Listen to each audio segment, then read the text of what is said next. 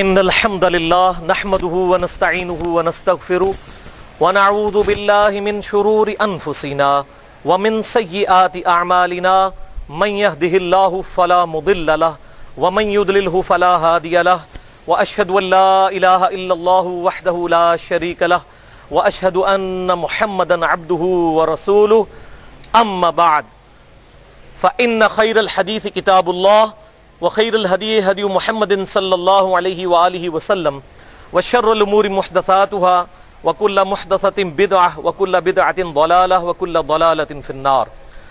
اعوذ باللہ السمیع العلیم من الشیطان الرجیم من ہمزہ ونفخہ ونفثہ بسم اللہ الرحمن الرحیم رب اشرح لی صدری ویسر لی امری واحلل عقدۃ من لسانی یفقہوا قولی بسم اللہ الرحمن الرحیم ان اللہ وملائکتہ یصلون علی النبی یا ایہا الذین آمنوا صلوا علیہ وسلموا تسلیما اللہم صل علی محمد وعلی آل محمد کما صلیت علی ابراہیم وعلی آل ابراہیم انک حمید مجید اللہم بارک علی محمد وعلی آل محمد کما بارکت علی ابراہیم وعلی آل ابراہیم انک حمید مجید۔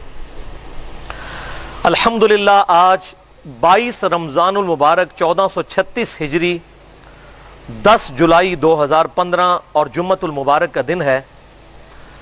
ہماری آج کی یہ ایکسکلوسیو نشست رمضان المبارک کی محفل سے ریلیٹڈ ہے اور ہمارے آج کے درس قرآن کا عنوان ہے ایمان والوں کے 12 اوصاف سورۃ الفرقان کی 12 آیات کی روشنی میں۔ ایمان والوں کے 12 اوصاف سورۃ الفرقان کی 12 آیات کی روشنی میں ایمان والوں یعنی صحیح اللہ والوں کے 12 اوصاف سورۃ الفرقان کی 12 آیات آیت نمبر 63 سے لے کر 74 تک کی روشنی میں۔ بھائیو، سورۃ الفرقان قرآن حکیم میں سورت نمبر 25 ہے اور پارہ نمبر 18 سے شروع ہو کر پارہ نمبر 19 میں کنکلوڈ ہوتی ہے۔ اس کا آخری رکوع انشاءاللہ ہم ڈسکس کریں گے، اس میں بھی 12 آیات، اور سورۃ الانعام کی آیت نمبر 160 ہے۔ اعوذ باللہ من الشیطان الرجیم بسم اللہ الرحمن الرحیم من جاء بالحسنۃ فلہ عشر امثالھا، جو کوئی قیامت کے دن ایک نیکی لے کر آئے گا تو اللہ تعالیٰ اس کو 10 گنا اس کا اجر عطا فرمائے گا۔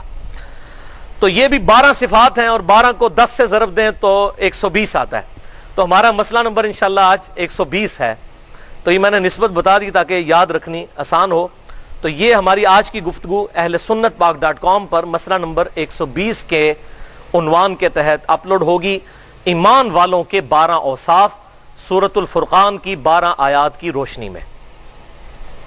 بھائیو، اللہ تعالیٰ نے ان 12 آیات کے اندر بڑی خوبصورتی کے ساتھ ایمان والوں کی 12 صفات کا ذکر کیا ہے، اور بیسیکلی یہ ایک ٹیمپلیٹ ہے، ایک سانچہ ہے جس میں ہر مسلمان اپنے آپ کو رکھ کے دیکھ سکتا ہے کہ میں وہ ایمان والا بندہ بن چکا ہوں کیا جو میرے رب کو مقصود ہے۔ تو ہم نے اس کو صرف ایک مزے کے طور پر درس قرآن کو نہیں سننا، بلکہ اپنے آپ کو بھی اس میں رکھ کے فٹ کر کے دیکھنا ہے۔ کوئی بھی شخص پرفیکٹ تو نہیں ہوتا، کمزوری تو ہر انسان کے اندر موجود ہوتی ہے، لیکن انسان کو یہ کوشش کرنی چاہیے کہ جیسے جیسے کتاب و سنت سے کوئی بات پتہ چلے تو انسان اس میں امپروومنٹ اپنی شخصیت کے اندر، اپنے کردار کے اندر لاتا چلا جائے۔ تو اللہ کا نام لے کر شروع کرتے ہیں۔ اعوذ باللہ من الشیطان الرجیم بسم اللہ الرحمن الرحیم۔ سورۃ الفرقان آیات نمبر 63 سے لے کر اینڈ تک۔ ایمان والوں کی پہلی صفت، وَعِبَادُ الرَّحْمَنِ الَّذِينَ يَمْشُونَ عَلَى الْأَرْضِ هَوْنًا، رحمان کے بندے وہ ہیں جو زمین پر آہستگی کے ساتھ، بڑی عاجزی کے ساتھ چلتے ہیں، یعنی وہ تکبر کے ساتھ جوتے پٹخاتے ہوئے اور اکڑتے ہوئے نہیں چلتے، بلکہ اس زمین پر اپنے آپ کو اپنے رب کا غلام اور بندہ سمجھتے ہوئے عاجزی کے ساتھ چلتے ہیں۔ اسی میں کراس ریفرنس کے طور پر جو قرآن حکیم میں 10 کمانڈمنٹس آئی ہیں سورہ بنی اسرائیل میں آیت نمبر 23 سے لے کر 39 تک، ان میں سے ہی آیت نمبر جو 37 ہے، آخری کمانڈ ولا تمشی فی الارض مرحا، اور مت چل زمین میں اکڑ کر، انک لن تخرق الارض ولن تبلغ الجبال طولا، بے شک نہ تو اکڑ کر زمین کو پھاڑ سکتا ہے اور نہ یوں اکڑ کے پہاڑوں کے برابر بلندی کو پہنچ سکتا ہے۔ امام کائنات سید الاولین والآخرین شفیع المذنبین رحمت للعالمین سیدنا و مولانا امام اعظم محمد رسول اللہ صلی اللہ علیہ وآلہ وسلم کی حدیث ہے، صحیح مسلم میں انٹرنیشنل نمبر کے مطابق 265 نمبر حدیث، جو اس تکبر کو بڑا کھول کر بیان کرے گی کہ آپ صلی اللہ علیہ وسلم نے ارشاد فرمایا، جس کے دل میں رائی کے دانے کے برابر بھی تکبر ہوا، ایسا شخص کبھی جنت میں داخل نہیں ہوگا۔ لیکن یہ یاد رکھیے گا، یہ دل کی کیفیت ہے، کوئی کسی پہ فتویٰ نہیں لگا سکتا کہ یہ متکبر ہے، یہ اللہ اور اس کے بندے کا معاملہ ہے۔ یہ ہر شخص نے خود اپنے بارے میں دیکھنا ہے کہ میرے اندر کوئی ایسا تکبر تو نہیں ہے۔ تو صحابہ اکرام نے عرض کیا، اللہ کے محبوب صلی اللہ علیہ وسلم، صحیح مسلم 265 نمبر حدیث، بسا اوقات انسان کی خواہش ہوتی ہے کہ اس کے کپڑے اچھے ہوں، اس کی جوتیاں اچھی ہوں، کیا یہ بھی تکبر ہے؟ تو آپ صلی اللہ علیہ وسلم نے فرمایا، یہ تکبر نہیں ہے، بلکہ تکبر یہ ہے کہ تم حق بات سے اناد کرو اور دوسروں کو حقیر سمجھو۔ یعنی میں نے اگر اچھے لباس پہنا ہے، اچھے جوتے پہنے، کوئی حرج نہیں، لیکن میں اگر کسی غریب کو اس نظر سے دیکھتا ہوں کہ یہ تو غریب غربا ہے، 2 ٹکے کا انسان ہے، تو اب وہی لباس میرے لیے تکبر کا لباس بن جائے گا۔ اور پہلے نمبر پر کیا ارشاد فرمایا؟ تم حق بات سے اناد کرو، حق بات کو ٹھکرا دو، یہ سب سے بڑا تکبر ہے۔ کوئی تمہیں کتاب و سنت سے حق بات بتائے اور تم ماننے کے لیے تیار نہ ہو، اور واقعی بہت بڑا تکبر ہے۔ یعنی اللہ اور اس کے محبوب صلی اللہ علیہ وسلم کی بات کو ریجیکٹ کر دینا، اس سے بڑا اور کیا تکبر ہوگا؟ اور دوسروں کو حقیر جانو۔ اور ساتھ آپ صلی اللہ علیہ وسلم نے ایک جملہ بھی بولا، ان اللہ جمیل ویحب الجمال، بے شک اللہ بھی خوبصورت ہے اور خوبصورتی کو پسند فرماتا ہے۔ تکبر یہ نہیں ہے کہ تم اچھا لباس پہنو یا اچھی جوتیاں پہنو، بلکہ تکبر یہ ہے کہ تم حق بات سے اناد کرو اور دوسروں کو حقیر سمجھو۔ اور بھائیو واللہ، جسے گاڈ کی شناخت ہو جائے، اس سپریم بینگ، اس اللہ کی شناخت ہو جائے، وہ کبھی تکبر نہیں کر سکتا۔ اسے یہ پتہ چل جائے گا کہ یہ جتنا کچھ اللہ نے مجھے دیا ہے، یہ سب اس کا دیا ہوا ادھار ہے میرے پاس، میں اس کا مالک ہی نہیں ہوں۔ یعنی کسی کے پاس اگر دولت ہے، منصب ہے، اس کے اندر تکبر کیوں آتا ہے؟ وہ یہ سمجھتا ہے شاید میں اس کا مالک ہوں۔ جب اسے یہ یقین ہو جائے کہ وہ اللہ اس بات پر قادر ہے کہ چٹکی کے سے لمحے میں کسی زیرو کو ہیرو کر دے اور کسی ہیرو کو زیرو کر دے، پھر انسان میں کبھی تکبر نہیں آ سکتا۔ انسان ہر وقت اللہ تعالیٰ سے ڈرتا رہتا ہے۔ اسی لیے ہمارے محبوب صلی اللہ علیہ وسلم نے ہمیں ایک وظیفہ بھی تعلیم فرمایا، بخاری اور مسلم کی متفق علیہ حدیث ہے کہ جنت کے خزانوں میں سے یہ خزانہ ہے، لا حول ولا قوت الا باللہ۔ اللہ اکبر، نہیں ہے ہمت کوئی نیکی کرنے کی اور نہ طاقت ہے گناہ سے بچنے کی مگر اس کی توفیق سے، لا حول ولا قوت الا باللہ۔ تو اس کے اندر بھی انسان میں عاجزی پیدا ہوتی ہے کہ اللہ تعالیٰ گناہ سے بچنے کی طاقت اور نیکی کرنے کی ہمت جو اللہ نے دی ہے، اس کو اللہ کی طرف منسوب کیا جائے۔ انسان یہ نہ کہے کہ کوئی میرا کمال ہے نیکی کے اوپر چلنا، بلکہ اس کا فضل و کرم ہے۔ ہاں، نیت انسان کی ہوتی ہے اور اللہ تعالیٰ اس نیت کا یقیناً جو ہے وہ ریگارڈ کرنے والا ہے۔ صحیح بخاری کی پہلی حدیث ہی یہی ہے اور صحیح مسلم میں بھی ہے، انما الاعمال بالنیات، اعمال کا دار و مدار نیتوں کے اوپر ہے۔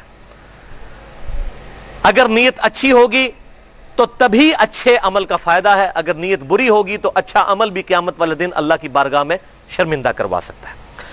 تو یہ پہلی صفت تھی۔ ایمان والوں کی دوسری صفت، وَإِذَا خَاطَبَهُمُ الْجَاهِلُونَ قَالُوا سَلَامًا، جب کبھی جاہلوں سے ان کا واسطہ پڑتا ہے، یعنی ایسے لوگ جو بات ماننے کے لیے تیار نہیں ہوتے، تو کہتے ہیں سلامہ، سلام متارکت ان کو کرتے ہیں، جس کو انگلش میں ہم کہتے ہیں اوائڈ کرنا، بس وہ دور سے سلام کرتے ہیں، بحث میں نہیں الجھتے۔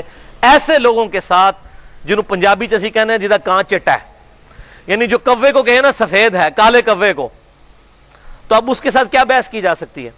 تو یہ ایمان والوں کی نشانی ہے کہ اگر کوئی جاہل بحث کرے، یعنی وہ یہ سمجھ لے کہ اس کو بات سمجھ آئی ہوئی ہے لیکن یہ بات ماننا نہیں چاہ رہا، تو پھر اس کے ساتھ بات نہ کی جائے کہ بھائی آپ کسی اور سے جا کر بات پوچھ لیں، میں تو اتنا ہی آپ کو بتا سکتا تھا۔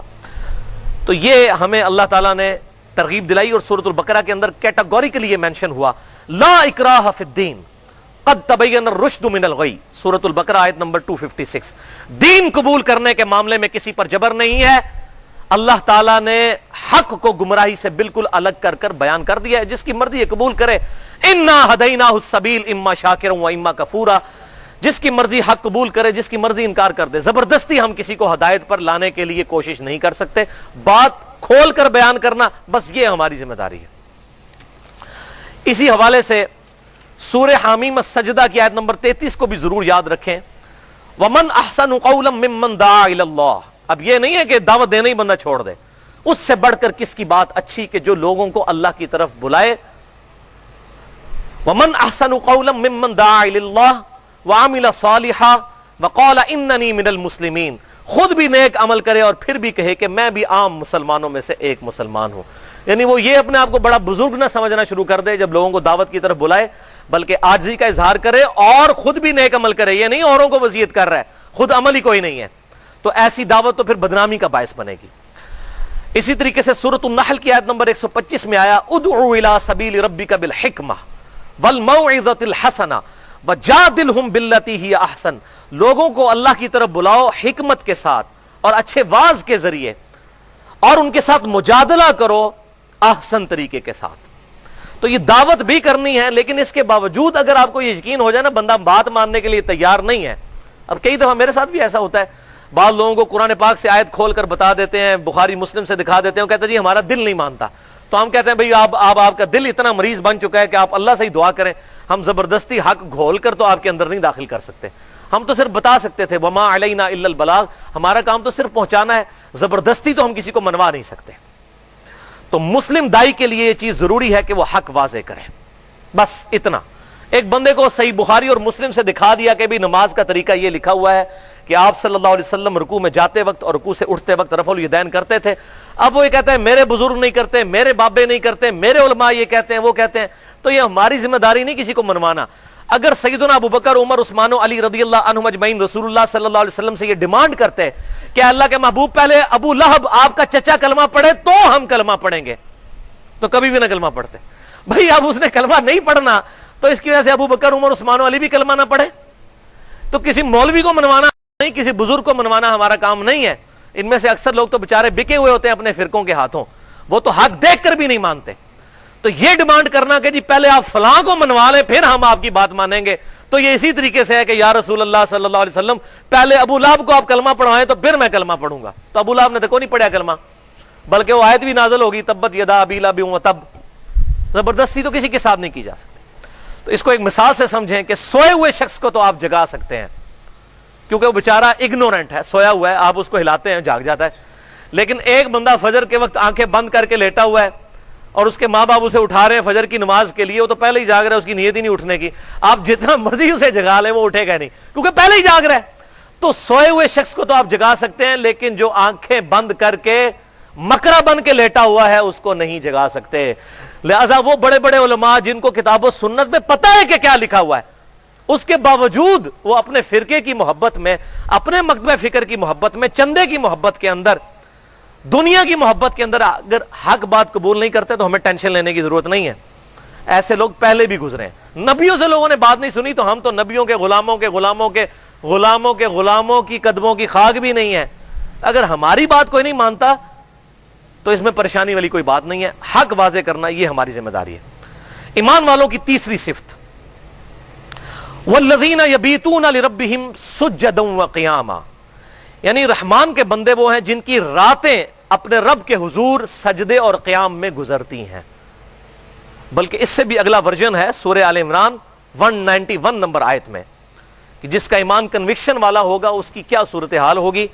الذین یذکرون اللہ قیاما وقعودا وعلی جنوبہم، ایمان والے تو ہیں جو کھڑی ہوئی حالت میں، بیٹھی ہوئی حالت میں، کروٹوں پر لیٹے ہوئے بھی اپنے رب کو یاد کرتے ہیں ہر حال میں۔ حتیٰ کہ صحیح مسلم میں حدیث ہے جنابت والے چیپٹر کے اندر، اسی کانٹیکسٹ میں اما عائشہ سے پوچھا گیا کہ اللہ کے محبوب صلی اللہ علیہ وسلم اللہ کا ذکر اس حال میں بھی کر لیا کرتے تھے؟ تو انہوں نے کہا اللہ کے محبوب صلی اللہ علیہ وسلم ہر حال میں اللہ کا ذکر کیا کرتے تھے۔ اللہ کے ذکر کے لیے کوئی پروٹوکول نہیں، ایون اگر کوئی شخص جنبی بھی ہے، بے غسلہ بھی ہے، وہ بھی اللہ کا ذکر کر سکتا ہے۔ البتہ نماز کے لیے پروٹوکول ہے کہ غسل اترا ہوا ہو اور باوضو ہو۔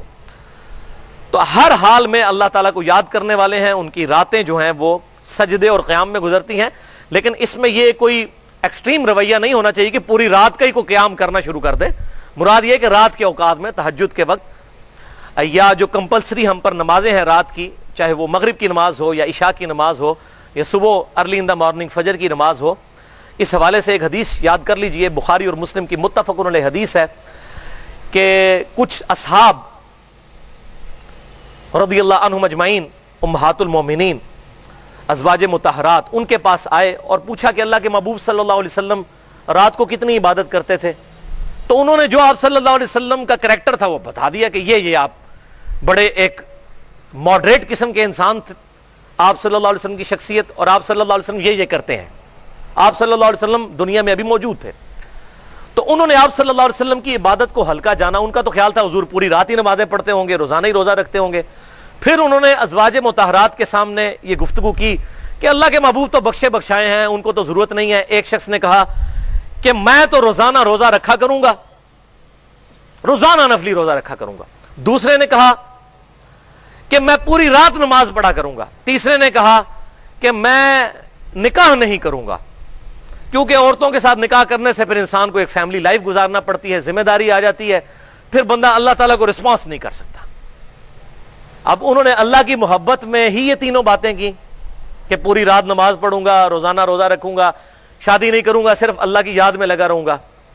لیکن اسلام فنیٹک دین نہیں ہے، بلکہ بڑا بیلنس دین ہے۔ یہ باتیں کر کے چلے گئے۔ آپ صلی اللہ علیہ وسلم جب گھر تشریف لائے تو آپ کو بتایا گیا کہ اس طرح 3 اصحاب آئے تھے، انہوں نے یہ باتیں کی۔ تو اللہ کے محبوب صلی اللہ علیہ وسلم بڑے جلال میں آئے، ان کو بلایا اور فرمایا اللہ کی قسم میں تم سے بڑھ کر اللہ کا تقوی رکھتا ہوں۔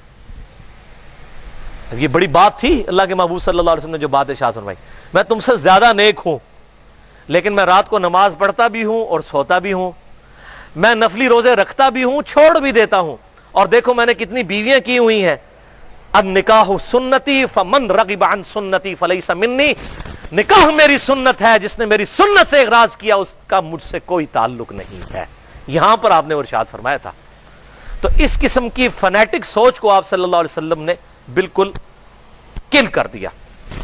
بہرحال اس حوالے سے اللہ تعالیٰ نے ایک ڈیٹم لائن ہمارے لیے مقرر کر دی ہے، رات کی نمازوں کے حوالے سے، ایک مغرب کی نماز، ایک فجر کی نماز اور ایک عشاء کی نماز۔ یہ بھی رات کے ہی اس ایک مشکل پہر کے اندر یہ 3 نمازیں آتی ہیں کہ جس کے اندر انسان کے لیے بستر کو چھوڑنا مشکل ہو جاتا ہے۔ اور اس حوالے سے ہمارے جیسے جو سست الوجود لوگ ہیں ان کے لیے بڑی ایک خوشخبری ہے، ایک بڑی اہم حدیث ہے صحیح مسلم میں انٹرنیشنل نمبر کے مطابق 1491 نمبر، کہ آپ صلی اللہ علیہ وسلم نے ارشاد فرمایا جس شخص نے عشاء کی نماز جماعت کے ساتھ ادا کی گویا اس نے آدھی رات کا قیام کیا، اور جس نے فجر کی نماز بھی جماعت سے پڑھ لی گویا اس نے پوری رات کا قیام کیا۔ لو جی، قیام اللیل پوری رات کا۔ بخاری اور مسلم کی متفق علیہ حدیث ہے، جس نے رمضان کی راتوں کا قیام کیا اللہ تعالیٰ اس کے پچھلے سارے گناہ معاف کر دے گا، جس نے شب قدر کی رات میں قیام کر لیا اس کے پچھلے سارے گناہ معاف ہو جائیں گے۔ قیام کرنا کتنا آسان فارمولہ ہے۔ صحیح مسلم 1491 نمبر حدیث۔ عشاء اور فجر کی نماز جماعت سے پڑھے، لیکن اس میں یاد رکھیے گا جماعت یہ نہیں کہ جا کے اتحیات مل رہے ہو وہ آخری رکعت نہ بھائی، پوری نماز جماعت کے ساتھ، کوئی رکعت فوت نہ ہو، رکعت فوت نہ ہو۔ پہلی رکعت میں امام کے ساتھ شامل ہو جائیں رکوع سے پہلے، اور اس حال میں کہ سورۃ الفاتحہ بھی پڑھ لیں، تو پھر انشاءاللہ تعالی پوری رات کے قیام کا ثواب مل جائے گا۔ اور یہ کتنی بڑی خوشخبری ہے، تو یہ تو میں نے آپ کو آسان طریقہ بتا دیا۔ والذین یبیتون لربہم سجدا وقیاما۔ ایمان والوں کی چوتھی صفت، والذین یقولون ربنا اصرف عنا عذاب جہنم، وہ لوگ جو کہتے ہیں اے اللہ دوزخ کا عذاب ہم سے پھیر دے۔ ان عذابها کان غراما، بے شک دوزخ کا عذاب تو ہمارے گلے کا پھندا ہے، ہر وقت لٹکتی ہوئی تلوار ہے ہم پر۔ انہا ساعت مستقرا و مقاما، بے شک دوزخ عارضی طور پر بھی رہنے کے لیے بڑی بری جگہ ہے اور ہمیشہ رہنے کے لیے بھی بڑی بری جگہ ہے، والعیاذ باللہ تعالی۔ اس میں ان لوگوں کا رد ہو گیا جو کہتے ہیں ایک پھیرا ہی لگنا ہے نا جی تھوڑی دیر راستے. اللہ تعالیٰ کیا فرما رہا ہے؟ انہا سات مستقر و مقاما, ایک لمحے کے لیے بھی, تھوڑی دیر کے لیے بھی دوزخ بڑی بری جگہ ہے رہنے کے لیے, اور ہمیشہ کے لیے بھی وَلِعَاذُ بِاللَّهِ تعالی بڑی بری جگہ ہے. اللہم اجرنا من النار, اللہم اجرنا من النار, اللہم اجرنا من النار. ان آیات کے اندر ان فنیٹک صوفیاء کا بھی رد ہو گیا. اب میں صوفیاء کا ذکر اس لیے بار بار کر رہا ہوں کہ اللہ والا کہلوانے والے جو لوگ عموماً انہی لوگوں کو ٹھیکیدار سمجھا جاتا ہے کہ یہ کوئی کامل الایمان مؤمنین ہیں, جن کے اندر یہ کنسپٹ پایا جاتا ہے کہ جی ہم تو نہ تو دوزخ کے ڈر سے عبادت کرتے ہیں نہ جنت کے حصول میں, ہم تو اللہ کے لیے عبادت کرتے ہیں. آن دا فیس آف آرگومنٹ یہ جملہ بڑا پیارا ہے, لیکن واللہ یہ قرآن و سنت کے بالکل منافی جملہ ہے. اس میں اگر میں بولوں تو 1 گھنٹہ چاہیے. ایک آیت میں کراس ریفرنس کے طور پر قرآن حکیم سے بتا دیتا ہوں. سورہ السجدہ کی آیت نمبر ہے 16. یدعون ربہم خوفا وطمعا, اللہ کے نیک بندے اپنے رب کو پکارتے ہیں خوف کے ساتھ بھی اور لالچ کے ساتھ بھی, طمع کے ساتھ. وَمِمَّا رَزَقْنَاهُمْ يُنْفِقُونَ, اور ہمارے دیے ہوئے سے ہماری راہ میں خرچ بھی کرتے ہیں. ظاہر جیب وہی ڈھیلی کرے گا جسے یہ امید ہوگی کہ آخرت میں مجھے بدلہ ملنا ہے, ورنہ عام آدمی تو نہیں جیب ڈھیلی کر سکتا. تو اللہ تعالیٰ فرماتے ہیں ہمارے نیک بندے ہمارے خوف اور لالچ کے باعث ہماری طرف رجوع کرتے ہیں. تو بیسیکلی دوزخ کا خوف اور جنت کا لالچ, اس میں امپلائیڈ ہے کہ آپ اللہ تعالیٰ کو گاڈ مانتے ہیں, کیونکہ جنت کی لالچ کس نے دی ہے؟ میں نے, آپ نے دی ہے, قرآن نے دی ہے, اللہ نے دی ہے. بخاری اور مسلم میں پورے چیپٹر ہیں جنت کی نعمتوں کے اوپر. دوزخ کا ڈر قرآن نے سنایا یا صحیح بخاری اور مسلم میں ہمارے محبوب صلی اللہ علیہ وسلم کی درجنوں احادیث میں آیا ہے؟ احادیث میں. تو یہ کیا بات ہوئی کہ جی جنت کی بات نہ کی جائے, دوزخ کے ڈر کی بات نہ کی جائے, اللہ کی بات کی جائے؟ اور بھائی اللہ اور اس کے رسول کو ماننا ہے, جنت اور دوزخ کو ماننا. اللہ تعالیٰ کلیئر فرما رہا ہے یدعون ربہم خوفا وطمعا. بخاری اور مسلم کی متفق علیہ حدیث ہے, آپ صلی اللہ علیہ وسلم نے ارشاد فرمایا کہ دوزخ کی آگ اس دنیا کی آگ سے 70 گنا زیادہ تپش اور حرارت اور ہیٹ رکھتی ہے. ایک اور حدیث ہے جو بخاری اور مسلم کی متفق علیہ حدیث ہے کہ دوزخ میں سب سے ہلکا عذاب, یہ بڑی کریٹیکل حدیث ہے, میں نمبر بتا دوں, میں نے نمبر تو سب کے لکھے ہوئے ہیں لیکن ٹائم بچانے کے لیے اسکپ کر رہا ہوں. بخاری میں 6561, مسلم میں 517. دوزخ میں سب سے ہلکا عذاب اسے ہوگا جسے آگ کی جوتیاں اور تسمے پہنائے جائیں گے اور اس کی وجہ سے اس کا دماغ کھولنا شروع کر دے گا ہنڈیا کی طرح, اور وہ یہ گمان کرے گا کہ شاید دوزخ کا سب سے زیادہ عذاب مجھے ہو رہا ہے, حالانکہ سب سے ہلکا عذاب اسے ہو رہا ہوگا جسے جوتیاں پہنائی جائیں گی اور اس کا دماغ ہنڈیا کی طرح کھولتا ہوگا. وَلِعَاذُ بِاللَّهِ تَعَالَى اللہم اجرنا من النار.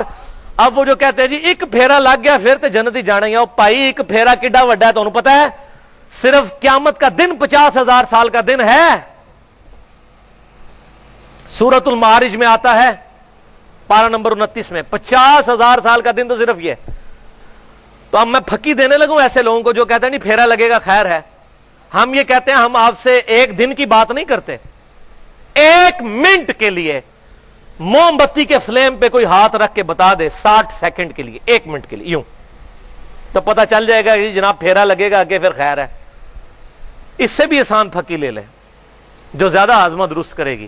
اینٹی وینم فلسفیکل آنسر, الزامی جواب کے طور پر ایک شخص کو کہا جائے کہ آپ کو ایک 12 فٹ بائی 12 فٹ کے کمرے میں صرف 1 رات گزارنی ہے, لیکن 1000 کوبرا سانپ ہوں گے اس کمرے میں, 1000 کالے بچھو ہوں گے, بس 1 رات کا مسئلہ خیر ہے, پھر ہی لگنا ایک. لگ پتا جائے گا کیونکہ ہم نے کبھی امیجن نہیں کیا. یہ ہماری امیجنیشن میں ہے کہ یار 1000 کوبرا سانپ, 1000 کالے بچھو, ایک پوری رات کیسے گزرے گی؟ تو یہ کس طرح کہتے ہیں جناب پھیرا لگے گا پھر جنت ٹوٹ جانا ہے. جو کچھ بھی ہے تیرے محبوب کی امت سے اللہ, اسی تے انسان کوئی نہیں بننا, او مسلمان نہیں بننا جو تو ساڈے کو لچانا ہے. جو کچھ بھی ہے اللہ تیرے محبوب کی امت سے ہے, ہم نے نہ نماز پڑھنی ہے, بس محبوب کی نسبت کی وجہ سے چھوڑ دے. یہ محبوب کی نسبت ہے صلی اللہ علیہ وآلہ وسلم. کیا صحابہ کرام علیہم رضوان کو یہ نسبتیں نہیں پتا تھی؟ نہیں, نسبت انشاءاللہ کام آئے گی. لیکن جیسے کسان پہلے بیج بوتا ہے پھر رحمت کی بارش ہوتی ہے تو فصل نکلتی ہے, بالکل اس طریقے سے اعمال کا بیج بوئیں, اللہ کی رحمت کی بارش ہوگی, ہمارے محبوب صلی اللہ علیہ وسلم کی شفاعت کی رحمت ہوگی, انشاءاللہ ہمارے ٹوٹے پوٹے اعمال ہمیں جنت میں لے جانے میں کامیاب ہو جائیں گے. لیکن ڈیٹم لیول تو اچیو کیا ہو, فرائض پہ تو پابندی ہو, نمازوں میں تو پابندی ہو. اور بھائیو, یہ سب کچھ انسان صرف اس لیے کرتا ہے کہ انسان دنیا کی زندگی کے ساتھ دل لگا لیتا ہے. صحیح مسلم میں ایک حدیث ہے انٹرنیشنل نمبر کے مطابق 1197 کہ آپ صلی اللہ علیہ وسلم نے فرمایا, اللہ کی قسم یہ دنیا کی زندگی آخرت کے مقابلے پر ایسے ہے کہ کوئی شخص سمندر میں انگلی ڈبوئے تو اس کے ساتھ جو پانی لگے گا وہ دنیا کی زندگی اور سمندر سارا آخرت کی زندگی ہے. وہ کمپیریزن ہے. اس انفینٹ لائف کو داؤ پہ کیسے لگایا جا سکتا ہے ان چند سالوں کی زندگی کی وجہ سے؟ اللہ اکبر کبیرہ. اسی حوالے سے انتہائی اسٹونشنگ حدیث ہے, یہ حدیث تحفہ لے جائیں آج, صحیح مسلم میں 7088 نمبر, کہ آپ صلی اللہ علیہ وسلم نے ارشاد فرمایا کہ قیامت والے دن اس شخص کو بلایا جائے گا جس نے دنیا کے اندر بڑی نعمتوں میں ٹھاٹھ باٹھ سے بڑی لگژریس لائف گزاری ہوگی. اللہ تعالیٰ اسے بلائے گا کہ بڑی یاشی کی تو نے دنیا کے اندر, مجھے رسپانس نہیں کیا, فرشتوں ذرا اسے ایک غوطہ لگواؤ نا دوزخ کا. ایک غوطہ لگے گا, کہنا نا ایک پھیرا لگے گا, ایک پھیرا ہی انہوں لگنا ہے, ایک غوطہ دوزخ کا لگے گا. اللہ تعالیٰ اسے پوچھے گا کہ اے بندے کیا دنیا کی زندگی میں تو نے کوئی آسائش پائی؟ وہ کہے گا یا اللہ تیری عزت کی قسم میں نے دنیا میں کوئی آسائش نہیں دیکھی, ایک پھیرے کی وجہ سے سب کچھ بھول جائے گا. اب سائملٹینیس کنٹراسٹ اسی حدیث صحیح مسلم 7088 نمبر, پھر ایک مفلس اور فقیر شخص کو بلایا جائے گا جس نے دنیا میں حلال اور حرام کی تمیز کی ہوگی لیکن بڑی مشکل زندگی گزاری ہوگی, اللہ اور اس کے رسول کو راضی کیا ہوگا, دنیا میں ٹھاٹ واٹ کی زندگی نہیں ہوگی, ظاہر روکی سوکی کھائی ہوگی, حلال کے ساتھ تو پھر اس طرح کی زندگی میسر ہے. اللہ تعالیٰ کہا فرشتوں ذرا اسے ایک جنت کا پھیرا لگواؤ. فرشتے اسے جنت کا ایک پھیرا لگوائیں گے. جب وہ واپس آئے گا اللہ تعالیٰ پوچھے گا او بھائی دنیا میں کوئی تکلیف دیکھی تو نے؟ اور کہے گا یا اللہ تیری عزت کی قسم کوئی تکلیف نہیں دیکھی, دنیا تو میری بڑی سخی گزری ہے, کیونکہ رزلٹ آ گیا نا. ہمیں بھی یاد ہے جب ہم یونیورسٹی لائف میں پوری رات کو جا کے پڑھا کرتے تھے, جب رزلٹ آتا تھا, پوزیشن آتی تھی تو ہمیں وہ راتیں یاد بھی نہیں رہتی تھی. اس کے بعد جب اچھی نوکری لگ گئی تو اپنی وہ 5 سال کی یونیورسٹی لائف انجینئرنگ یونیورسٹی کی وہ بھی یاد نہیں رہی ہے. کیوں؟ انعام مل گیا. جب انعام مل جاتا ہے تو انسان اپنی تکلیف کو بھلا دیتا ہے, یہ انعام کی برکت ہے. تو اللہ تعالیٰ اس غریب سے پوچھے گا کوئی تکلیف دیکھی؟ کہے گا یا اللہ کوئی نہیں دیکھی. اللہ اکبر. ایک وظیفہ بھی لے لیں اسی حوالے سے, سنن ابی داؤد میں حدیث ہے انٹرنیشنل نمبر کے مطابق 5079 نمبر, کہ آپ صلی اللہ علیہ وسلم نے ارشاد فرمایا جس شخص نے فجر کی نماز پڑھنے کے بعد کسی سے گفتگو کیے بغیر 7 دفعہ پڑھ لیا اللہم اجرنی من النار, اے اللہ مجھے بچا لے آگ کے عذاب سے. کتنی دفعہ؟ 7 دفعہ. تو اس دن میں اگر وہ مر گیا تو اللہ تعالیٰ اسے دوزخ سے رہائی عطا فرما دے گا. اور جس نے مغرب کی نماز کے فوراً بعد 7 دفعہ پڑھ لیا اللہم اجرنی من النار, اگر اس رات میں مر گیا تو اللہ تعالیٰ اسے دوزخ سے رہائی عطا فرما دے گا. لیکن بھائی جی نماز بھی پہلے پڑھنی ہے, صرف اللہم اجرنی من النار نہیں پڑھنا. نماز پڑھنے کے بعد کسی سے گفتگو کیے بغیر اسی حالت میں بیٹھے ہوئے اللہم اجرنی من النار 7 دفعہ پڑھنا ہے. تو یہ وظیفہ لے جائیں. تو نماز تو بھائی پڑھنی ہے. صحیح مسلم میں حدیث ہے انٹرنیشنل نمبر کے مطابق 246, جامعہ ترمذی میں موجود ہے کہ انسان کے کفر اور شرک اور ایمان کے درمیان فرق نماز ہے. یہاں لوگ کہتے ہیں خیر ہے جی نماز نہ پڑھی تو. اور سنن ابی داؤد میں ایک حدیث ہے, مسند امام احمد میں بڑی ڈیٹیل کے ساتھ ہے, مشکات میں بھی اس کے 2 طرق ہیں انٹرنیشنل نمبر کے مطابق 1330 اور 1331, کہ آپ صلی اللہ علیہ وسلم نے فرمایا قیامت والے دن سب سے پہلے بندے سے نماز کے بارے میں سوال ہوگا. اگر اس کی نمازیں درست نکل آئیں تو اگلے سوال آسان در آسان ہوتے چلے جائیں گے, اور اگر نمازیں درست نہ نکلیں تو اگلے سارے معاملات مشکل در مشکل ہوتے چلے جائیں گے. وَلِعَوْذُ بِاللَّهِ تعالی. اچھا, بخاری اور مسلم میں ایک حدیث ہے کہ قیامت والے دن سب سے پہلے قتل کے مقدمے کا فیصلہ ہوگا. وہ حقوق العباد کا معاملہ ہے. حقوق اللہ میں پہلے فیصلہ ہوگا نماز کا, حقوق العباد میں پہلے فیصلہ ہوگا قتل کے مقدمے کا. یہ اس کا آپٹیمل سولوشن بنتا ہے. پانچویں نشانی اہل ایمان کی پانچویں صفت، والذین اذا انفقوا لم یسرفوا ولم یقتروا وکان بین ذلک قواما، کہ ایمان والے وہ ہیں کہ جب اللہ کی راہ میں خرچ کرتے ہیں تو نہ اسراف سے کام لیتے ہیں، فضول خرچی کرتے ہیں، اور نہ ہی کنجوسی کے ساتھ، وکان بین ذلک قواما، بلکہ اس کے درمیان درمیان رہتے ہیں. کراس ریفرنس کے طور پر سورہ بنی اسرائیل کی آیت نمبر 29 ہے کہ نہ تو اپنے ہاتھ کو ایسا بندہ رکھو اپنی گردن کے ساتھ اتنے کنجوس ہو جاؤ کہ کسی کو کچھ دو ہی نہ، اور نہ اتنے فیاض ہو جاؤ کہ سب کچھ لٹا بیٹھو اور پھر درماندہ ہو کر بیٹھ جاؤ، جنہوں سے پنجابی میں کہنا ہے کہ نیکی گلے پہ گئی ہے، یعنی سب کچھ ہی اللہ کی راہ میں دے دیا اور خود جو ہے وہ آپ بیٹھ گئے. اور یہ بالکل فنیٹک نظریہ ہے. اس حوالے سے بڑی کریٹیکل حدیث ہے، بخاری اور مسلم کی متفق علیہ حدیث ہے. بخاری میں 2742، مسلم میں 4209. سعد ابن ابی وقاص رضی اللہ تعالیٰ عنہ کہتے ہیں فتح مکہ کے موقع پر میں بیمار ہو گیا اور مجھے یہ گمان ہوا کہ شاید میں مر جاؤں گا، حالانکہ اس کے بعد بھی 46 سال زندہ رہے، 56 ہجری میں فوت ہوئے. اللہ کے محبوب صلی اللہ علیہ وسلم میری عیادت کو آئے. میں نے کہا اللہ کے محبوب صلی اللہ علیہ وسلم میری ایک ہی بیٹی ہے، میں سارا مال اللہ کی راہ میں خیرات کر دوں؟ آج کا کوئی عالم دین ہوتا کہنا ہاں جی بالکل لہنا میں انہیں چندہ بک منو دے دو. اللہ کے محبوب صلی اللہ علیہ وسلم نے فرمایا نہیں. ان کا یا رسول اللہ 2/3 آپ نے اجازت نہیں دی. پھر کہا آدھا مال، نہیں اجازت دی. پھر کہا 1/3 مال. تو ایز اے لاسٹ ریزارٹ آپ صلی اللہ علیہ وسلم نے بالکل آخر میں بڑی مشکل سے 1/3 مال کی وصیت کرنے کی اجازت دی. اور پھر آپ صلی اللہ علیہ وسلم نے فرمایا سعد اپنے وارثوں کے لیے مال چھوڑ کر مر، یہ اس سے بہتر ہے کہ تیرے مرنے کے بعد لوگوں سے مانگتے پھرے. یہاں کیا ہوتا ہے، ذرا سی ناراضگی ہوئی اولاد کو وہ جائیداد سے آگ کر دیتے ہیں. اسلام میں تو آگ کا کانسیپٹ ہی کوئی نہیں ہے. مال کا مالک تو اللہ ہے، کوئی باپ اپنے بیٹے کو آگ نہیں کر سکتا. پھر مولوی بھی یاری لگا لیتا ہے ایسے ناراض قسم کے ماں باپ کے ساتھ، اور پھر وہ مرتے مرتے وہ پوری جائیداد جو ہے مدرسے کے نام لکھ جاتا ہے، اور مولوی پھر گاڑی رکھتا ہے، اس کی توند بڑھتی ہے اور بچے بےچارے مانگتے پھرتے ہیں. یہ ریالٹیز ہے اور ان کا اسلام سے کوئی تعلق نہیں ہے. اور اگر زندگی میں نہ ہو سکے تو اس کی میت پہ 4 بندوں کے سامنے کہہ دیتے ہیں آخری دن کہندے سن ایڑا مکان ہے میرا، یہ میں مسجد نو دے دینا.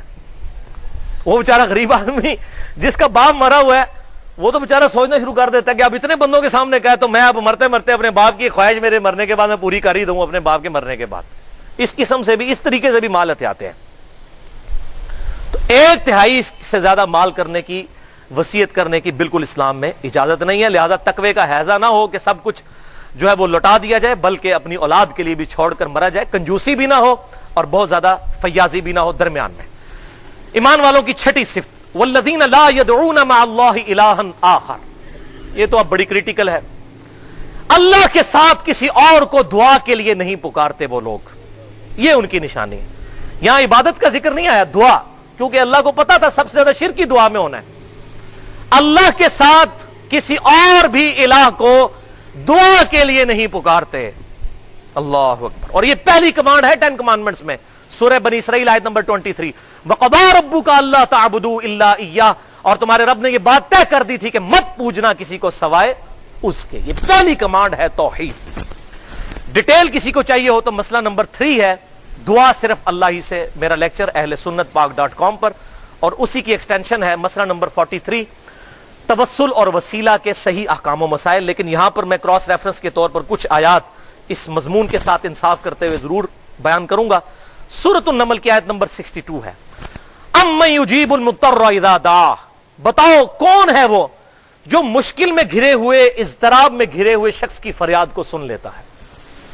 وَيَكْشِفُ السُّوءَ. اور اس سے اس کی برائی دور کر دیتا ہے. وَيَجْعَلُكُمْ خُلَفَاءَ الْأَرْضِ. اور وہ تمہیں اگلوں کا خلیفہ کرتا ہے زمین پر. تمہارے باپ دادا مرتے ہیں، تمہارے مرنے کے بعد تمہاری اولاد. اَإِلَٰهٌ مَّعَ اللَّهِ. کیا اللہ کے ساتھ کوئی اور الہ بھی ہے جو مشکل اور پریشانی میں گھرے ہوئے شخص کی تکلیف کو دور کرتے؟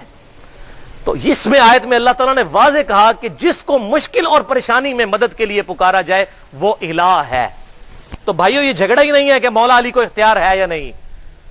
مولا علی کو اختیار ہو تب بھی، شیخ عبد القادر جیلانی کو اختیار ہو تب بھی، غیب میں مدد کے لیے ان کو پکارنا یہ دعا ہے، اور دعا عبادت ہے، اور عبادت اللہ تعالیٰ کے ساتھ خاص ہے. ایاک نعبد و ایاک نستعین. اے اللہ ہم صرف تیری ہی عبادت کرتے ہیں اور غائب میں مدد کے لیے صرف تجھی کو پکارتے ہیں. یہ اپروپریٹ ٹرانسلیشن ہے.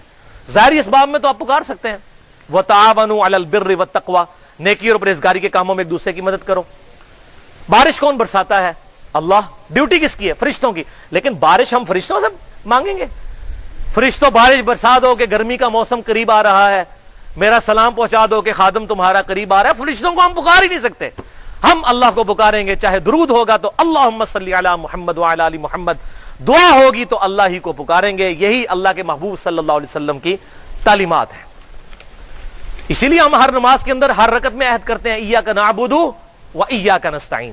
اور جامعہ ترمذی، ابو داؤد اور نسائی اور ابن ماجہ میں حدیث ہے اب دعا هو العبادہ، دعا ہی تو عبادت ہے۔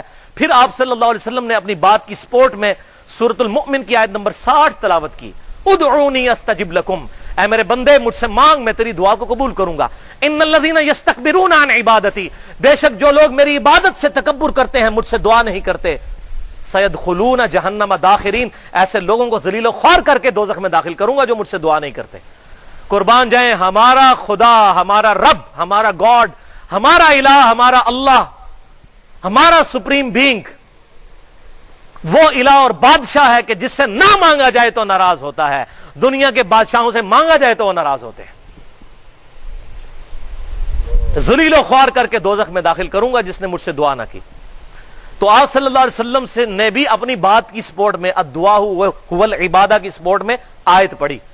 اور پھر سورۃ البقرہ کی آیت نمبر 186 جسے میں نے انسانیت کا میگنا کارٹا قرار دیا ہے۔ 17ویں صدی میں انگلینڈ میں یہ قانون پاس ہوا تھا جسے میگنا کارٹا کہا جاتا تھا کہ ہر انسان کو یہ حق حاصل ہے کہ وہ اپنے حکمران کے سامنے اپنا مقدمہ لے کر جا سکتا ہے۔ انسانیت کا میگنا کارٹا یہ آیت ہے، سورۃ البقرہ آیت نمبر 186، وَإِذَا سَأَلَكَ عِبَادِي عَنِّي فَإِنِّي قَرِيبٌ أُجِيبُ الدَّعْوَةَ الدَّاعِ إِذَا دَعَانِ۔ اے میرے محبوب صلی اللہ علیہ وسلم، جب بھی میرے بندے آپ سے میرے بارے میں پوچھیں تو آپ فرمائیے میں تمہارے بالکل قریب ہوں، ہر پکارنے والے کی پکار کو سنتا ہوں، کوئی پروٹوکول نہیں ہے۔ لیکن فَلْيَسْتَجِيبُوا لِي وَلْيُؤْمِنُوا بِي لَعَلَّهُمْ يَرْشُدُونَ، لوگوں کو بھی چاہیے کہ میرا حکم مانیں اور مجھ پر ایمان لائیں جیسا کہ ایمان لانے کا حق ہے۔ ون وے ٹریفک نہیں ہے کہ تسی گل کوئی نہ منو میں گل کوئی نہ مننا تے اللہ تعالیٰ ساڈی گلاں مندا جاوے، انج نہیں، ون وے ٹریفک نہیں ہے۔ ہم تو مائل بکرم ہیں، کوئی سائل ہی نہیں، یہ وہ بات ہے۔ تو یہ انسانیت کا میگنا کارٹا ہے، ہر انسان اپنے لارڈ، اپنے رب، اپنے خدا کو پکار سکتا ہے بغیر پروٹوکول کے، بغیر پروٹوکول کے۔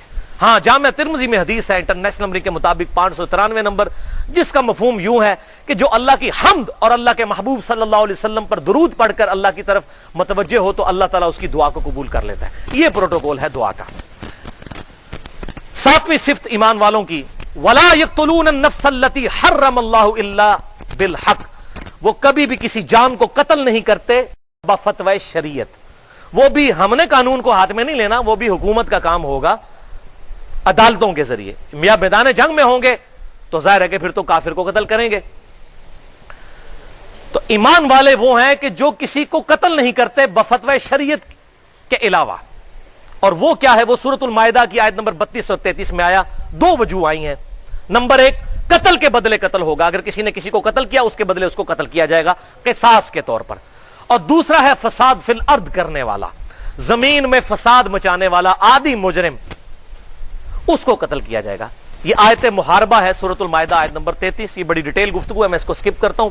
ایک حدیث بخاری اور مسلم کی متفق علیہ حدیث سن لیجئے، بخاری میں 6878 اور مسلم میں 4375، اور اس حدیث کے اوپر اہل سنت اور اہل تشیع اور پوری امت کا اجماع ہے۔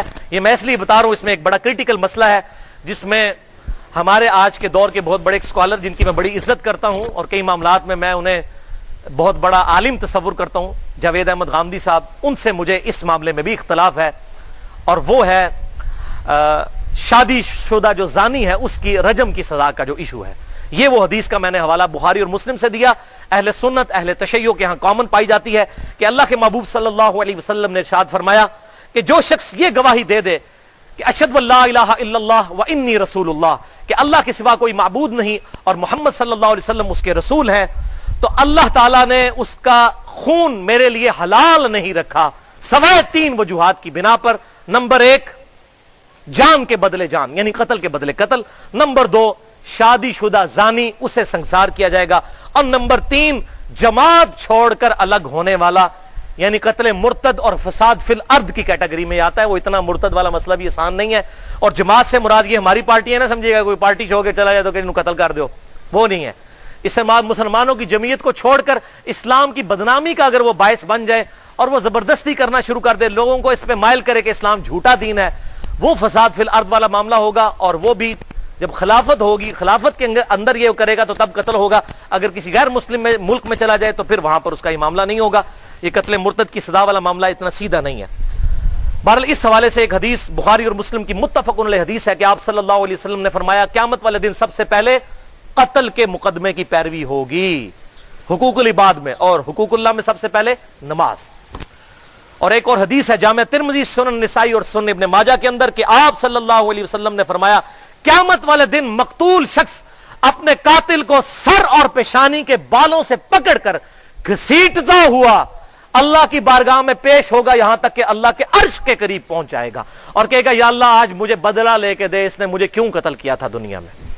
اور یہاں مسلمان لسانیت کی بنیاد کے اوپر, فرقہ واریت کی بنیاد کے اوپر ایک دوسرے کو قتل کر رہے ہیں.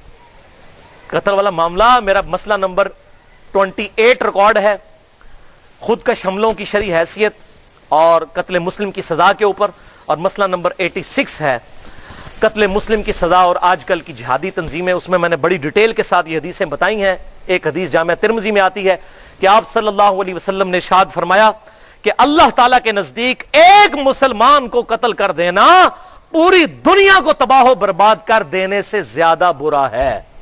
اگر کوئی شخص پوری دنیا برباد کر دے, اللہ تعالیٰ کے نزدیک ایک مسلمان اور ایک مؤمن کی حرمت خانہ کعبے سے بھی بڑھ کر ہے. اللہ تعالیٰ ہمارا پوری دنیا کو برباد کر دے, اللہ کے نزدیک یہ ہلکا گناہ ہے ایک مسلمان کو قتل کرنے کے مقابلے پر. وَلِعَوْذُ بِاللَّهِ تعالی. ایمان والوں کی 8ویں صفت وَلَا يَزْنُونَ, وہ زنا نہیں کرتے. وَمَنْ يَفْعَلْ ذَلِكَ يَلْقَ أَثَامًا, جو کوئی یہ حرکت کرے گا ان قریب اس کا وبال بھی چکھ لے گا. اب یہ زنا والا جو ایشو ہے, جس طرح آج کل یہ معاملہ کھل کر سامنے آیا ہے, آج سے پہلے نہیں تھا.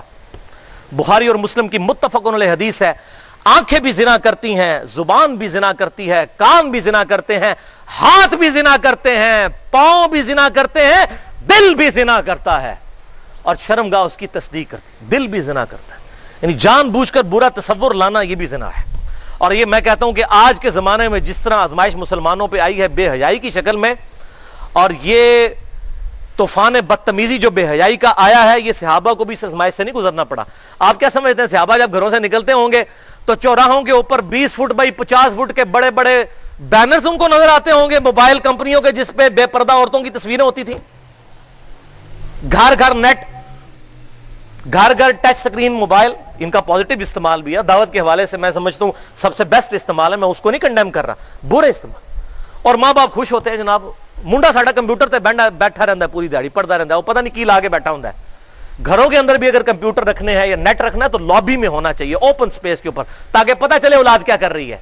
یہ نہیں جو مرضی بند کمرے میں کرتی رہے, یوٹیوب کے اوپر بےہودہ فلمیں دیکھتی رہے. تو یہ بڑا سینسٹیو ایشو ہے. اور سورہ بنی اسرائیل میں جہاں 10 کمانڈمنٹس آئیں, میرا مسئلہ نمبر 77 10 کمانڈمنٹس پہ ریکارڈ موجود ہے, اس میں تو ہے وَلَا تَقْرَبُوا الزِّنَا, زنا کے قریب بھی مت جانا. دور تو بڑی دور کی بات ہے, قریب بھی مت جانا. ہر وہ عمل جو اس کے قریب لے جائے اس کے اوپر گرفت ہے. وَلِعَوْذُ بِاللَّهِ تَعَالَى. اللہ اکبر. یضاعف له العذاب یوم القیامہ, ایسے شخص کے لیے قیامت والے دن عذاب دگنا کر دیا جائے گا. وَيَخْلُقْ فِيهِ مُهَانًا, اور اسے ذلیل و خوار کر کے دوزخ میں داخل کیا جائے گا. الا من تاب, ہاں مگر جو توبہ کر لے, وآمن, اور ایمان لے آئے صحیح معنوں میں جو ایمان لانے کا حق ہے, وعمل عملا صالحا, اور وہ نیک اعمال بھی کرنا شروع کر دے. فاولئک یبدل اللہ سیئاتہم حسنات, تو ایسے لوگوں کے گناہوں کو بھی اللہ تعالیٰ نیکیوں سے بدل دے گا اگر وہ صحیح توبہ کر لے, چاہے وہ شرک سے بھی توبہ کرے, کیونکہ پیچھے شرک کا کانٹیکسٹ بھی آیا. وَكَانَ اللَّهُ غَفُورًا رَحِيمًا, اور اللہ تعالیٰ معاف فرمانے والا, رحم فرمانے والا ہے. وَمَن تَابَ, اور جس نے توبہ کی, وَعَمِلَ صَالِحًا, اور اس نے نیک اعمال اختیار کیے, فَإِنَّهُ يَتُوبُ إِلَى اللَّهِ مَتَابًا, تو ایسے کی توبہ اللہ کے ذمہ کرم پر ہے. اللہ اکبر. اللہ بھی التواب ہے, توبہ کرنے والا. اللہ کی توبہ کیا ہے؟ بندے کی طرف رجوع کرنا. جب بندہ اللہ کی طرف رجوع کر لے, اللہ بھی توبہ کرتا ہے, بندہ بھی توبہ کرتا ہے. اللہ اکبر. سورۃ الانعام کی آیت نمبر 54 ہے, کتب ربکم علی نفسہ الرحمہ، اللہ نے اپنے اوپر یہ لازم کیا ہے کہ ہر حال میں ہی رحمت کرے گا. اور بخاری اور مسلم کی متفق علیہ حدیث ہے، آپ صلی اللہ علیہ وسلم نے فرمایا اللہ تعالیٰ نے جب اپنی مخلوق کو پیدا کیا اس وقت اپنے پاس ایک کتاب لکھ لی اپنے پاس عرش پر رکھ لی ہے. اس کتاب میں یہ بات لکھی ہے کہ میری رحمت میرے غضب پر سبقت لے جانے والی ہے. اللہ اکبر کبیرہ والحمدللہ کثیرہ وسبحان اللہ بکرۃ واصیلا. یہ بہت بڑا ایسٹ ہے کہ اللہ کی رحمت اس کے غضب پر سبقت لے جانے والی ہے. ایمان والوں کی نویں نشانی والذین لا یشہدون الزور، وہ ایمان والے ایسے ہیں جو جھوٹی بات کی کبھی گواہی نہیں دیتے. اس کے دو معنی بنتے ہیں، جھوٹی گواہی نہیں دیتے کسی کے خلاف اور کسی جھوٹی بات کی تصدیق نہیں کرتے، صرف سچی بات کو مانتے ہیں جو کتاب و سنت سے ثابت ہوگی اس کو مانتے ہیں. یہ ایمان والوں کی صفت ہوگی، نہ جھوٹ بولیں گے اور نہ جھوٹی گواہی دیں گے، نہ کسی جھوٹے عقیدے کی تصدیق کریں گے. اور قرآن میں واضح آیا لعنت اللہ علی الکاذبین، جھوٹے پر اللہ کی لعنت. اور بخاری اور مسلم کی متفق علیہ حدیث ہے منافق کی 4 نشانیاں ہیں، جس میں چاروں پائی جاتی ہوں وہ پکا منافق ہے، اور جس میں ایک پائی جاتی ہو وہ بھی منافق ہے جب تک کہ اس کو چھوڑ نہ دے. مسئلہ نمبر 34 میرا سن لیجئے گا، اعتقادی منافق اور عملی منافق میں کیا فرق ہے. عملاً تو اکثریت مسلمانوں کی منافق ہے، اعتقاد بات نہیں کر رہا میں، عقیدے میں نہیں، عقیدے میں مسلمان ہے. عملاً وہ 4 نشانیاں بخاری اور مسلم میں، کتاب الایمان چیپٹر میں، بخاری میں 34 نمبر، مسلم میں 210. جب امانت رکھی جائے خیانت کرے، نمبر 1. نمبر 2 بات کرے تو جھوٹ بولے. نمبر 3 وعدہ کرے تو اس کے خلاف کرے. وعدہ یہ نہیں ہوتا کہ میں وعدہ کرتا ہوں کہ یہ کروں گا، نہیں.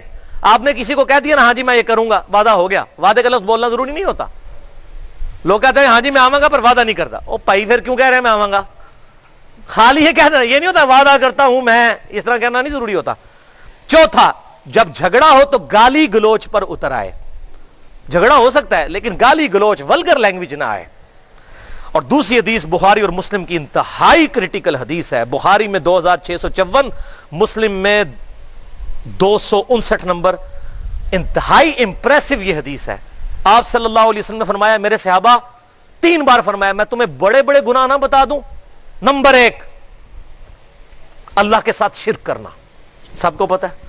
نمبر 2 ماں باپ کی نافرمانی کرنا، سب کو پتا ہے. اور نمبر 3 جب آپ نمبر 3 پر آئے نا تو صحابہ کہتے ہیں کہ آپ تکیے پر ٹیک لگائے ہوئے بیٹھے تھے یوں، پھر آپ فوراً اٹینٹو ہو کے ایسے بیٹھ گئے، یعنی کوئی خاص بات. اور پھر آپ صلی اللہ علیہ وسلم نے فرمایا دیکھنا جھوٹ نہ بولنا، جھوٹ نہ بولنا، جھوٹ نہ بولنا، جھوٹ نہ بولنا، جھوٹ نہ بولنا، جھوٹ نہ بولنا. یہ بات آپ رپیٹ کرتے رہے یہاں تک کہ صحابہ کہتے ہیں ہم ڈر گئے کہ اللہ کے محبوب خاش خاموش ہو جائیں. اور جھوٹ کتنا عام ہے، جھوٹے بہانے کتنے عام ہیں. اللہ اکبر. حتیٰ کہ مذاق میں بھی جھوٹ بولا جائے تو وہ بھی دوزخ میں لے جانے والا کام ہے. لوگ کہتے ہیں میں مذاق بولیا سی، اپریل فول منایا سی. ابھی جھوٹ ایک علیحدہ سے ٹاپک ہے لیکن اس کو سکپ کرتے ہیں. 10ویں نشانی اہل ایمان کی، وَإِذَا مَرُّوا بِاللَّغْوِ مَرُّوا كِرَامًا، جب کبھی وہ لغو چیز کے پاس سے گزرتے ہیں تو بڑی شریفوں کی طرح دامن بچا کے، یعنی اگر بازار سے گزر رہے ہیں تو یہ نہیں ہے کہ یوں تاڑتے ہوئے، نظروں کی حفاظت کرتے ہوئے گزرتے ہیں. یا کبھی ہماری یونیورسٹیز اور کالجز کے زمانے میں یہ چیز ہوتی تھی، کبھی اس طرح کی سرمنیز ہوتی تھی جہاں پر بے پردہ عورتیں بھی آ جاتی ہیں. بسا اوقات شادی کے موقع پر ایسے کہیں پر جانا پڑ جاتا ہے تو اپنی نگاہوں کو جھکا کر وہاں سے گزرتے ہیں. اور یہاں پر سنن طبرانی کی ایک حدیث یاد کر لیجئے، صحیح سند کے ساتھ ہے کہ آپ صلی اللہ علیہ وسلم نے فرمایا کسی غیر محرم عورت کو ہاتھ لگانا، صرف ہاتھ لگانا، ٹچ کرنا، یہ اس سے بڑا گناہ ہے کہ کسی شخص کے سر کے اندر لوہے کی کیل ٹھوک دی جائے. اس سے بڑی تکلیف اس گناہ کی ہونے والی ہے. اس میں نے پورا لیکچر دیا ہے، مسئلہ نمبر 106، کالج اور یونیورسٹیز کے لڑکے اور لڑکیوں کی ملاقاتیں اور ان کی ڈیٹس، ان کے اوپر جو بے حیائی کا طوفان بدتمیزی اور نگاہوں کی حفاظت کے حوالے سے گفتگو ہے، میں اس کو سکپ کرتا ہوں.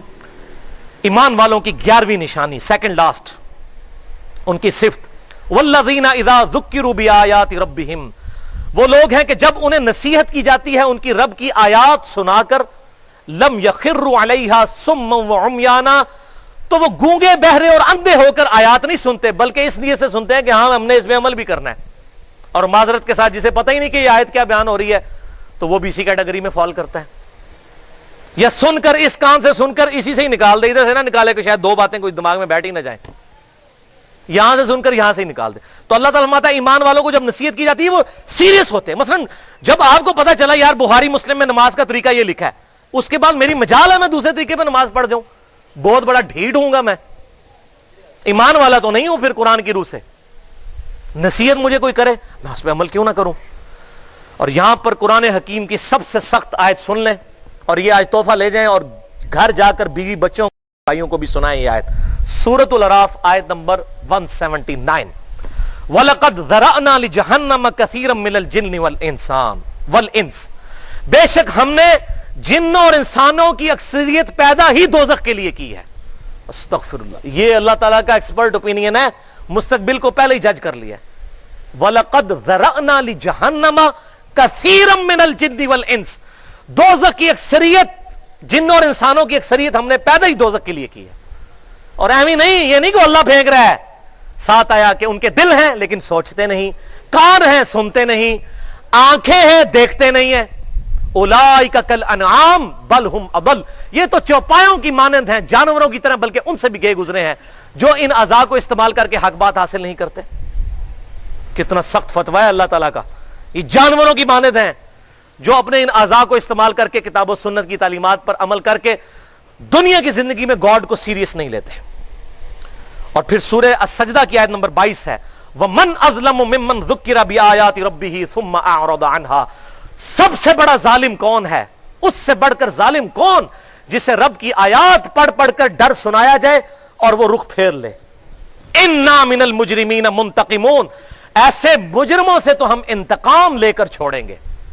انتقام کا لفظ استعمال کیا ہے، جس کو قرآن و سنت سے ترغیب دلائی جائے اور کہ جی تسی اپنی قبر ہی جانا ہے، میں اپنی قبر ہی، او پائی کنے کہہ تو میری قبر ہی جانا ہے، یہ نبیوں کا منصب ہے کسی کو بات سمجھانا۔ اس کا مطلب ہے اللہ کے نبی بھی آپ کے پاس آتے تو آپ کہتے ہیں اللہ کے نبی آپ نے اپنی قبر میں جانا اور میں نے اپنی قبر میں، اور یہی کہتے تھے کافر بھی، اسی لیے کہا گیا پھر لکم دینکم ولی دین، دعوت دی، پھر کہا تمہارے لیے تمہارا دین، جانا ہے دوزخ میں جاؤ دفع ہو جاؤ، وما علینا الا البلاغ المبین، ہمارا کام تو نہیں ہے مگر صاف صاف پہنچا دینا۔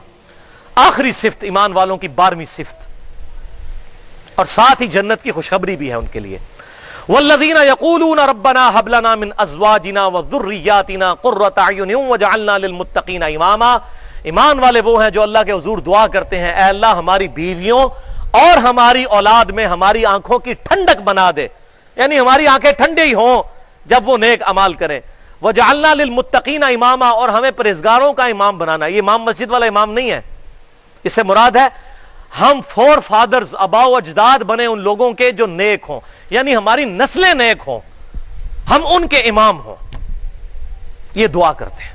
یہ دعا بھی یاد کریں، بخاری اور مسلم کی متفق علیہ حدیث ہے، جب تشہد میں درود پڑھ چکو اس کے بعد جو چاہو اپنے رب سے مانگو، عربی کے اندر کوئی بھی دعا ہو، سنت سے ثابت ہو یا نہ ہو، الفاظ درست ہوں، وہ مانگی جا سکتی ہے، آپ صلی اللہ علیہ وسلم نے اس کی اجازت دی ہے۔ اولئک یجزون الغرفۃ بما صبروا، یہ وہ لوگ ہیں جن کو اللہ نے صبر کے بدلے میں جنت کے بالا خانے دیے ہیں، بڑے بڑے بلڈنگز جنت کے اندر، اپارٹمنٹس، صبر کے بدلے میں۔ صبر کے اندر پورا دین ہے۔ صبر کی 3 قسمیں یاد رکھے، ایک صبر ہے اللہ کی طرف سے آئی ہوئی تکلیف پہ صبر، دوسرا صبر ہے اللہ کی طرف سے شریعت کی پابندیوں پر صبر۔ فجر کے وقت آج کل اٹھنا کوئی آسان کام ہے؟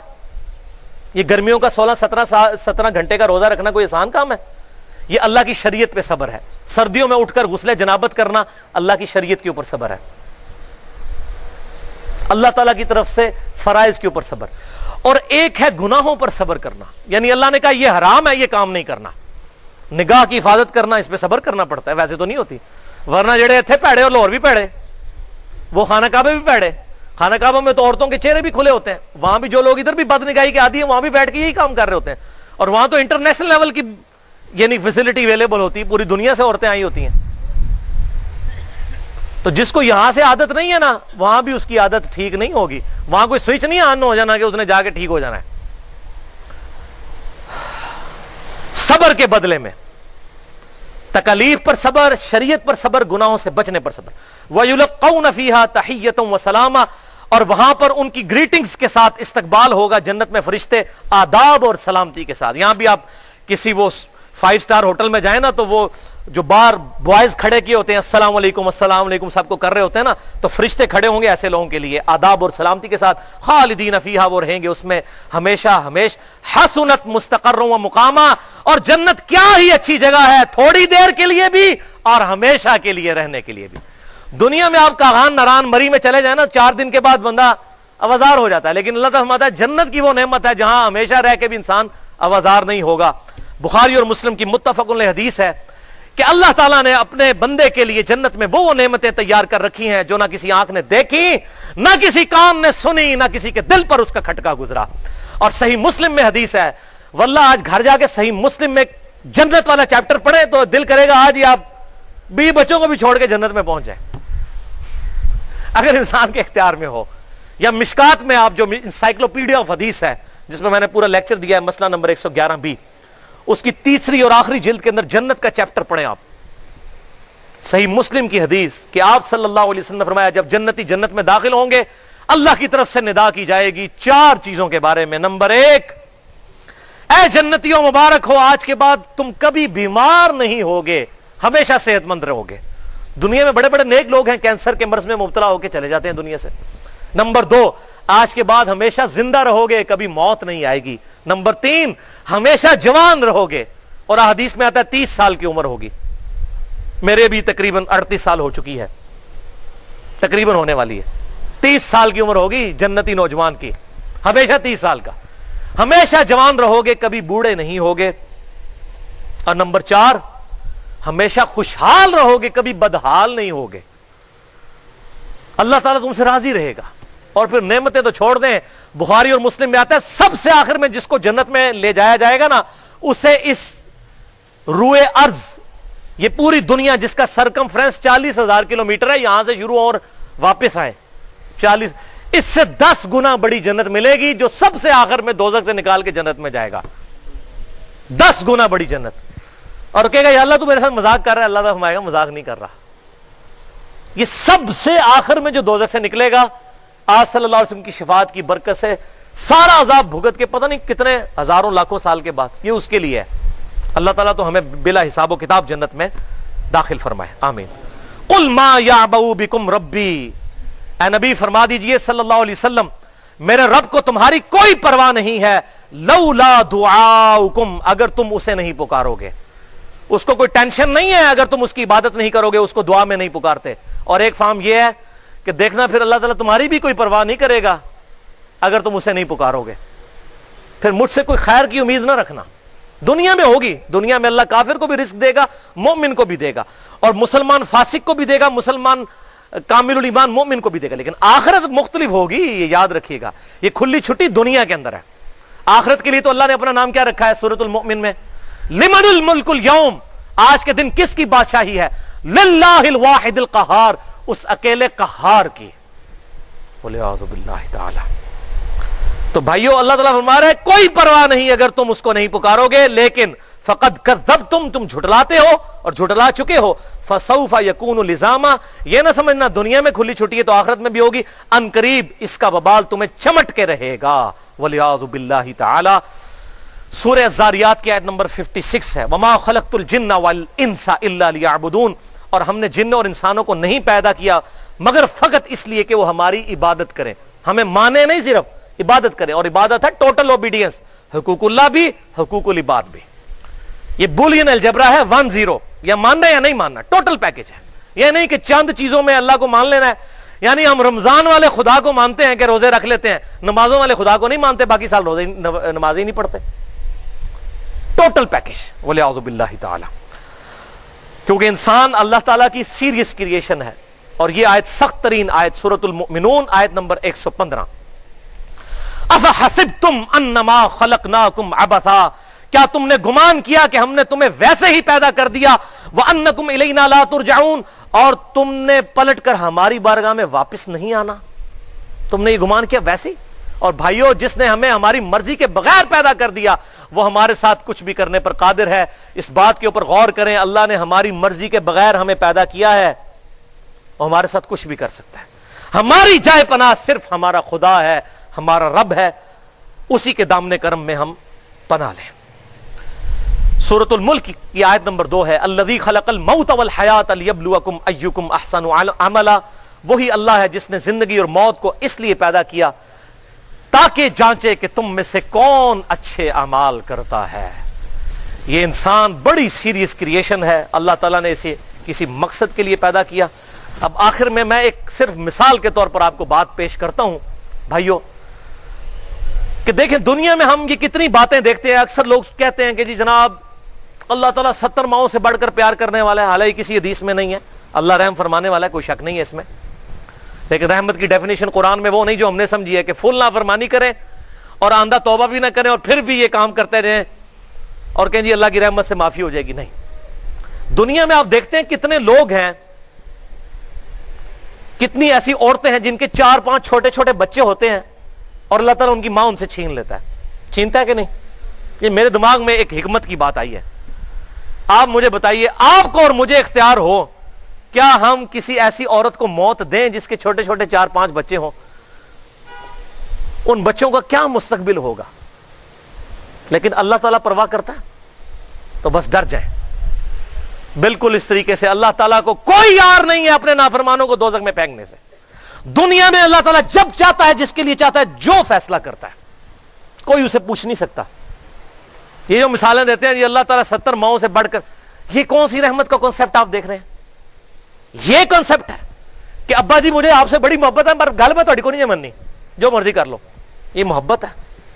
محبت تو یہ ہے کہ پوری کوشش کرے جب کبھی کوئی لغزش ہو جائے پھر اپنے رب کی دامن میں پناہ لے. وہ رحمت تو ضرورت ہے, رحمت کے بغیر تو گزارا نہیں. بخاری اور مسلم کی متفق علیہ حدیث ہے کہ امام کائنات صلی اللہ علیہ وسلم نے ارشاد فرمایا, کوئی شخص بھی اللہ کی رحمت کے بغیر جنت میں داخل نہیں ہوگا. ایک صحابی نے بڑی جرأت کر کے عرض کیا, اللہ کے محبوب کیا آپ بھی؟ آپ نے فرمایا ہاں میں بھی, جب تک میرے رب کی رحمت مجھے ڈھانپ نہ لے میں بھی جنت میں نہیں داخل ہو سکتا. تو رب کی رحمت کی تو اللہ کے محبوب کو بھی ضرورت ہے صلی اللہ علیہ وسلم. رحمت بالکل الگ چیز ہے. ڈیٹم لائن کے اوپر حلال اور حرام کی تمیز کرتے ہوئے زندگی گزارنا یہ ضروری ہے. پھر کہیں بیچ میں چھوٹی موٹی غلطی لغزش ہو جائے اللہ تعالیٰ معاف کرنے والا ہے, اس میں کوئی شک نہیں ہے. موت کے غرغرے سے پہلے جامعہ ترمذی میں حدیث ہے کہ توبہ قبول ہوگی, لیکن یہ کس کو پتا ہے کہ موت کب آنی ہے؟ کوئی بتا کے آئے گی جناب تیاری کر لو میں کوئی 10 دہاڑیاں تک آنا لیاں نہیں. اور یہ یاد رکھیے گا جو آپ زندگی گزارے اسی طرح اٹھائے جائیں گے. یہ کبھی نہیں ہوگا کہ مرنے سے 1 سال پہلے اللہ تعالیٰ آپ کو کوئی فون کال کرے گا, گاڑی رکھ لے, نماز شروع کر لے, بندے دا پتر بن جا, بس حال رہ گیا تیرا. جس طرح آپ مرنا چاہتے ہیں نا اسی طرح آپ زندگی گزارنا شروع کر دیں, کیونکہ اسی زندگی میں سے اچانک مجھے اور آپ کو اچک لیا جائے گا. اللہ تعالیٰ کو کوئی پرواہ نہیں کسی کی. میں نے بتایا نا 4-5 بچوں کی ماں کو بھی وہ موت دے دے گا, اسے کوئی پرواہ نہیں ہے, کہ اس کے احساسات نہیں ہیں, اس کی فیلنگز نہیں ہیں. تو یہ یاد رکھیے گا اللہ تعالیٰ قادر بندوں کو دوزخ میں ڈالے. یہ جو کہتے ہیں نا جی ماں نہ ہوئے تے نہ ساڑے تے, اللہ کی میں ساڑے گا. اور بھائی ماں دے احساسات نے, اللہ تعالیٰ احساسات سے پاک ہے. دنیا میں نہیں آپ دیکھ رہے کتنے ہزاروں بچے ہیں جن کی مائیں بچپن میں مر جاتی ہیں اور پوری زندگی میں ستیلی ماؤں سے وہ جو ہے وہ مارے کھاتے رہتے ہیں, اور کتنی مشکل کی زندگی, ان کا پورا مینٹل ماڈلز تک تبدیل ہو جاتے ہیں, ان کی عادتیں تک بدل جاتی ہیں. تو اللہ تعالیٰ کیوں موت دیتا ہے ان کو؟ اللہ کو کسی پرواہ نہیں ہے. اللہ الصمد, اللہ بے پرواہ ہے. اللہ تعالیٰ سے دعا ہے ہمیں اپنی موت سے پہلے اپنی قبر و آخرت کی تیاری کرنے کی توفیق عطا فرمائے. آج میں نے جتنی گفتگو کی اس میں اگر جذبات میں میرے منہ سے کوئی غلط بات نکل گئی تو اللہ تعالیٰ ہمارے دلوں سے معاف کر دے. ہمیں کتاب و سنت کی تعلیمات پر عمل کر کے دوسرے بھائیوں تک پہنچانے کی توفیق عطا فرمائے. سبحانک اللہم و بحمدک, اشہد ان لا الہ الا انت, استغفرک و اتوب الیک, وما علینا الا البلاغ المبین.